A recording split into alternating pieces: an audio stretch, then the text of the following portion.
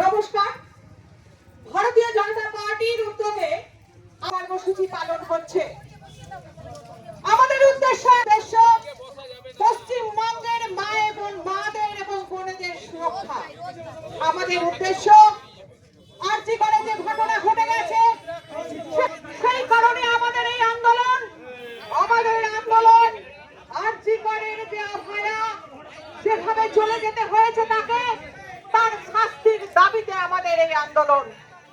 তাই আমরা এলাকাবাসীর কাছে এবং এই রাস্তা অবরোধের জন্য যে সকল মানুষ অসুবিধায় পড়ে রাস্তায় আটকে যেতে হয়েছে তাদের সকলের কাছে ভারতীয় জনতা পার্টির পক্ষ থেকে আমি ক্ষমা চেয়ে নিচ্ছি।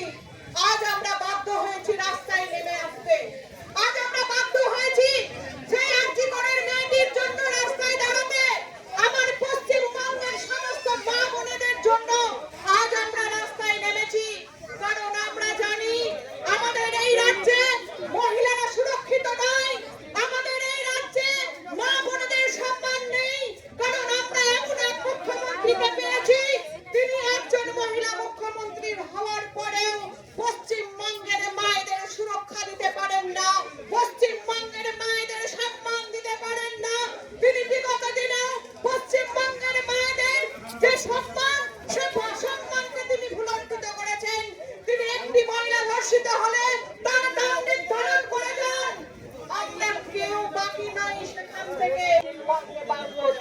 তিনি কখনো বলেন মহিলারা ধর্ষিত হলে ছেলেরা দুষ্টুমি করেছে, কখনো বলেন মেয়েটির চরিত্র খারাপ আছে, এই সব বলে তিনি যারা দোষী, যারা ধর্ষিত তাদেরকে তিনি আড়াল করার চেষ্টা করেন।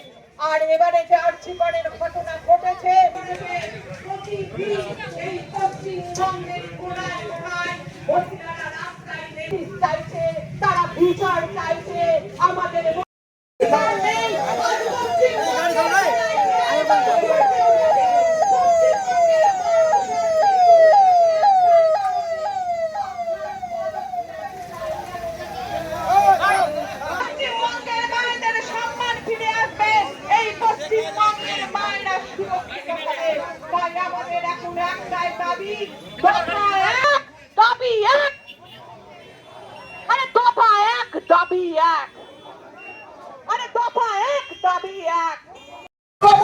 প্রশ্ন করছি, আমি পুলিশ মন্ত্রীকে প্রশ্ন করছি, আপনি বলছেন সিবিআই এর হাতে গেছে কে? আপনি রাস্তায় নেমেছেন। আরে মুখ্যমন্ত্রী, আপনি পুলিশ মন্ত্রী, আপনি চেষ্টা করুন যারা দোষী তাদেরকে ধরিয়ে দেওয়ার চেষ্টা করুন।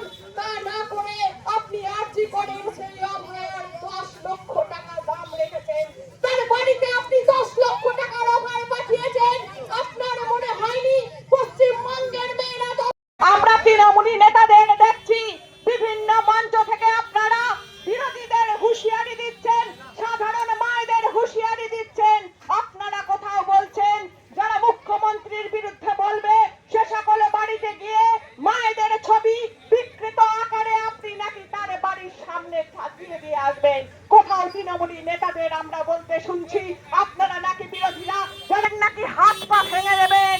আজ হুঁশিয়ারি দিয়ে আগামী দিনে এই মানুষগুলোই তৃণমূলী নেতাদের অলিতে গলিতে গিয়ে তারা যেমন মেয়েদের উপর অত্যাচার করছে, পশ্চিমবঙ্গের মায়েরা গলিতে গলিতে গিয়ে তাদেরকে তাড়া করে মারবে।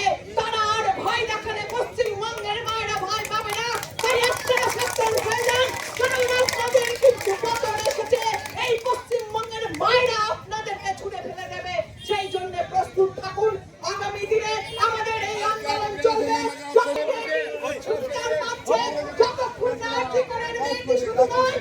পশ্চিমবঙ্গের মায়েরা সুরক্ষিত হচ্ছে, ততক্ষণ বিজেপি আন্দোলন চলবে এবং এই আন্দোলন আগামী দিনে আরো বৃহত্তর আকারে এগিয়ে যাবে।